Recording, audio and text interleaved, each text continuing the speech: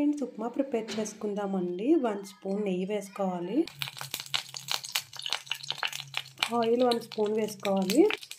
ముందుగా ఉప్మాలోకి వేసుకుని వేడి తీసుకోవాలండి. అయితే వేగిపోయిందండి. ఒక ప్లేట్లోకి తీసేసుకుందాము. మరలా నెయ్యి ఆయిల్ వేసుకుని తాలింపు పెట్టుకుందామండి. బాండీలో నెయ్యి ఆయిల్ వేసుకున్నాం కదండి. ఇప్పుడు పల్లీలు, ఆవాలండి, జీలకర్ర, మినపప్పు, శనగపప్పు వేగిపోయినాయండి. జీడిపప్పు వేసుకుందాము. జీడిపప్పు తొందరగానే వేగిపోతుందండి. అన్నీ వేగిపోయినాయండి. కరివేపాకు, క్యారెట్, పచ్చిమిర్చి, ఆనియన్ అండి, రుచికి సరిపడినంత సాల్ట్. కావాలంటే ఇప్పుడే క్యాప్సికమ్, బఠానీ కూడా వేసుకోవచ్చండి. కానీ ఉప్మా టేస్ట్ అయితే చాలా బాగుంటుంది. అయితే పిల్లలు తినరు అనేసి క్యాప్సికమ్ను బఠానీ వేయట్లేదండి. అంతా వేగిపోయింది. టమాటా వేసుకుందామండి. టమాటా వేగిపోయిందండి. వాటర్ వేసేసుకుందాము.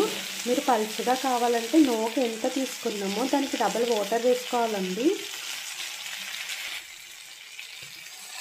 నేనైతే ఈ కప్తో తీసుకున్నాను. నూక అనేసి 1 కప్ తీసుకున్నానండి. వాటర్ మరిగిన తర్వాత సాల్ట్ సరిపోయిందో లేదో ఒకసారి చెక్ చేసుకోండి. సరే, అయితే మరుగుతుందండి. నూక వేసేటప్పుడు ఒక చేత్తో నూక వేస్తూ ఇంకో చేత్తో కలుపుతూ వేయాలండి. అప్పుడే చాలా బాగుంటుంది. కొంచెం కొంచెం నూక వేసుకుంటూ కలుపుతూ ఉందామండి.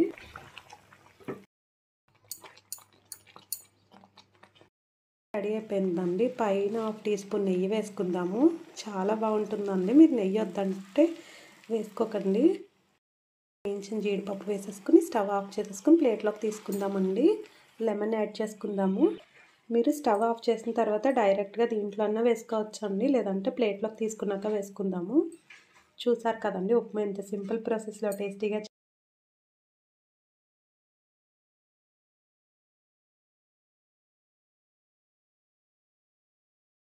ఉప్మా రెసిపీ మీకు కానీ నచ్చినట్లయితే తప్పకుండా ఒక లైక్ చేయండి. టేస్ట్ అయితే సూపర్ ఉందండి. చట్నీతో తినొచ్చు. చట్నీ లేకుండా తిన్నా చాలా బాగుంటుందండి.